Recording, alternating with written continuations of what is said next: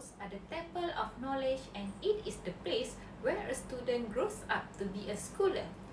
Education is the backbone of development of a country, and therefore developing this sector is always a part of consideration by the government. Assalamualaikum ladies and gentlemen. My name is Aina Binti Mohd. Today I want to talk about private versus public school. Which to choose? Nowadays, most parents today are perplexed when it comes to selecting a school for their children. However, private and public school each have their own set of perks and disadvantages. As you are all aware, public schools are elementary or secondary schools that are free to all people.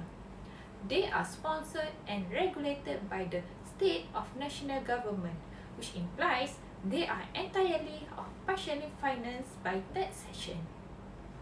In the meanwhile, a private school is run by a private organization and supported by a student tuition. Private school tuition are often hired to accommodate greater facility and cutting-edge technology. Let us begin by recognizing the sort of disparities that exist between private and public school. The first point I want to make is about class size. Now, looking at the chart right over here. This chart is represent the percentage of class size, cost, and highly qualified teachers in secondary school by 2022. Now, as you can see, the class size by the private is 24.3, lower than the public school 25%. The class size in public school are enormous, with up to 30 students each class. However, this will overcrowd the classroom and may disturb people's ability to learn. Private school, on the other hand, offer modest class size that can accommodate up to 15 students each class.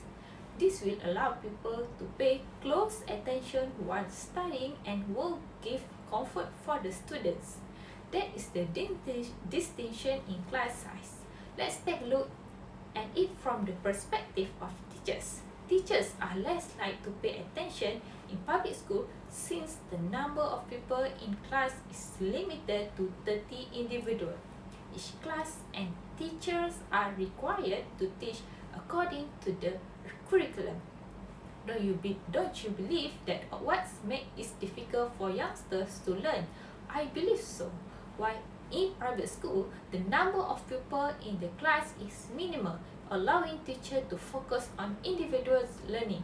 As a result, we can observe that private school not only help pupils study but also make youngsters smarter. The second point I want to make is about the cost. Every parent should be worried about the cost of sending their child to school. Now, looking at the chart, the cost of the private 20% is higher than the public school 10.2%. As you all know, public schools are government funded and demand relatively little fees from parents, such as food allowance, school supplies such as backpack, stationery, school uniform, and school shoes. Furthermore, in extracurricular activities such as camp, parents are not required to spend enormous sums of money for their children. This is particularly true for low-income parents. Private school, as we are all know, are more expensive than public institutions. These private schools are supported by solely by private firms and receive no government funding. As a result, it costs a lot of money for parents to pay for all their children's school expenses such as school tuition. However, most parents understand that sending their children to private school will generate fantastic achievement as well as outstanding person. Lastly, let's have a look at the highly qualified teacher. At the right over here, the percentage of private is 22.3 higher than the public school 14.4%.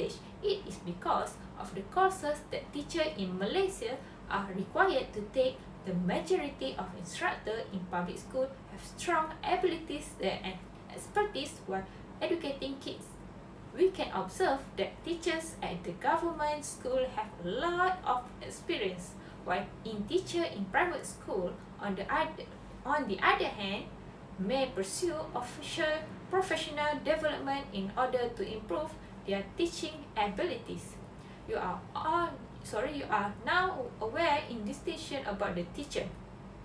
Hence, you are all now aware of the distinction between private and public school. Which of the following is the best option for children?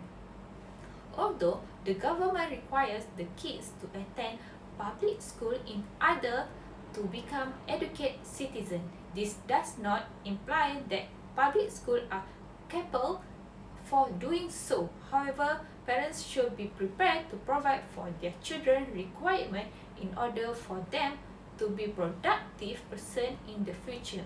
Apart from it, parents should be conscious of their children's conduct at all times so that they can understand how their children are feeling. Thank you.